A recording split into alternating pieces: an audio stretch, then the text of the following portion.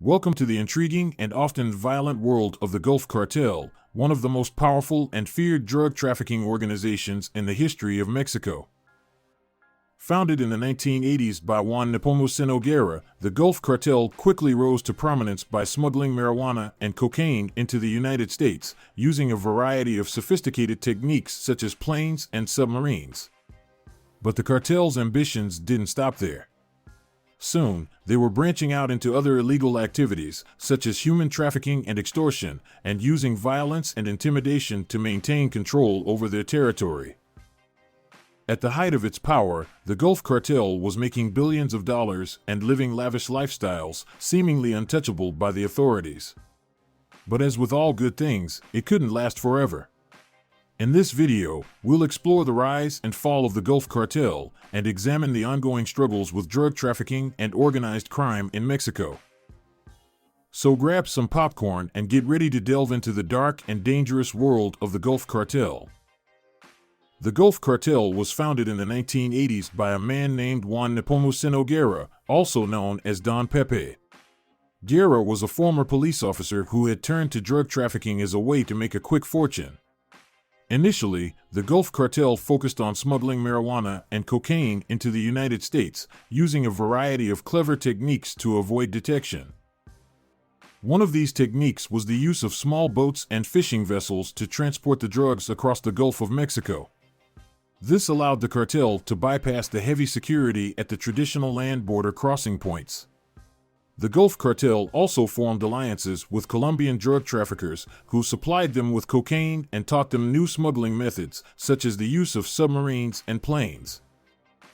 The Gulf Cartel's operations were aided by their base of operations in the border city of Matamoros, Tamaulipas, which was located just across the Rio Grande from Brownsville, Texas. From this strategic location, the cartel was able to easily move its drugs into the United States. In the early days of the Gulf Cartel, it was a relatively small and discreet organization. But as its profits grew, so did its ambitions.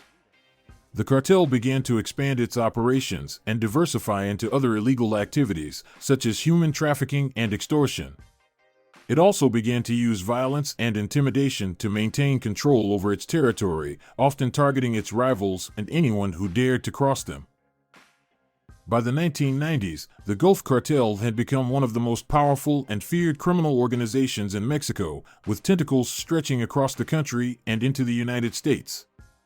It was a multi-billion-dollar operation, with a seemingly endless supply of drugs and a ruthless efficiency that struck fear into the hearts of its enemies. The Gulf Cartel's rise to power was rapid and ruthless. With its sophisticated smuggling techniques and alliances with Colombian drug traffickers, the cartel was able to bring vast quantities of drugs into the United States, making billions of dollars in the process. As the Gulf Cartel's profits grew, so did its ambitions. The cartel began to diversify into other illegal activities, such as human trafficking and extortion, and used violence and intimidation to maintain control over its territory. It also formed alliances with other criminal organizations, such as the Zetas, a group of former military personnel who acted as the cartel's enforcers. The Gulf Cartel's reach extended well beyond the border region of Matamoros, Tamaulipas, where it was based. It had a presence in cities and towns all across Mexico, and its tentacles stretched into the United States as well. The cartel was known for its elaborate money laundering schemes, which helped it to hide its illicit profits and blend in with legitimate businesses. At its height, the Gulf Cartel was a formidable and feared force in the criminal underworld. It was estimated to be making billions of dollars per year, and its members lived lavish lifestyles, flaunting their wealth and power.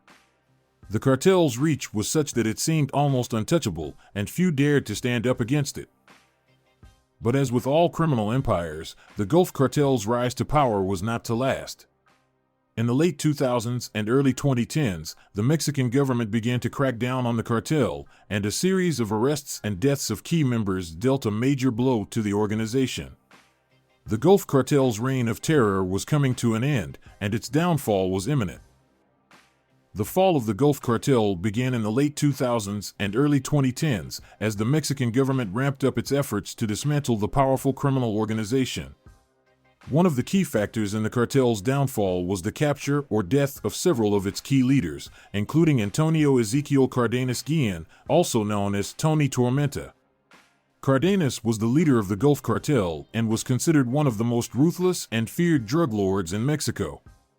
His capture in 2010 dealt a major blow to the cartel and set in motion its eventual demise. The Mexican government's efforts to dismantle the Gulf Cartel were aided by the United States, which provided intelligence and other support. The two countries worked together to target the cartel's operations and disrupt its supply chain. The pressure on the Gulf Cartel was intense, and it began to fracture and splinter as different factions fought for control. The cartel's internal strife, combined with the ongoing efforts of the Mexican government, dealt a final blow to the organization. By the early 2010s, the Gulf Cartel was a shadow of its former self, no longer the powerful and feared force it once was. Its members were either in prison, dead, or had fled the country. The fall of the Gulf Cartel marked the end of an era in the criminal underworld of Mexico. However, the problem of drug trafficking and organized crime in Mexico persists to this day. While the Gulf Cartel may have fallen, other criminal organizations have taken its place, and the ongoing struggle against them continues. The legacy of the Gulf Cartel serves as a cautionary tale, reminding us of the destructive power of the drug trade and the importance of combating it. The rise and fall of the Gulf Cartel is a cautionary tale of the destructive power of the drug trade and the corrupting influence of easy money. From its humble beginnings in the 1980s as a small-scale drug smuggling operation, the Gulf Cartel quickly rose to become one of the most powerful and feared criminal organizations in Mexico, with tentacles stretching across the country and into the United States. But the cartel's reign of terror was not to last. In the late 2000s and early 2010s, the Mexican government, aided by the United States, ramped up its efforts to dismantle the organization. The capture or death of key leaders, such as Antonio Ezequiel Cardenas Guillen, dealt a major blow to the cartel, and internal strife caused it to fracture and splinter. By the early 2010s, the Gulf Cartel was a shadow of its former self, no longer the fearsome and untouchable force it once was. The fall of the Gulf Cartel serves as a reminder of the ongoing struggles with drug trafficking and organized crime in Mexico. While the cartel may have been defeated, other criminal organizations have taken its place, and the fight against them continues. But the legacy of the Gulf Cartel serves as a cautionary tale, reminding us of the destructive power of the drug trade and the importance of combating it. Thank you for watching this video on the rise and fall of the Gulf Cartel. We hope you found it informative and enlightening. If you enjoyed this video, be sure to give it a thumbs up and subscribe to our channel for more interesting content. Until next time, stay safe and informed.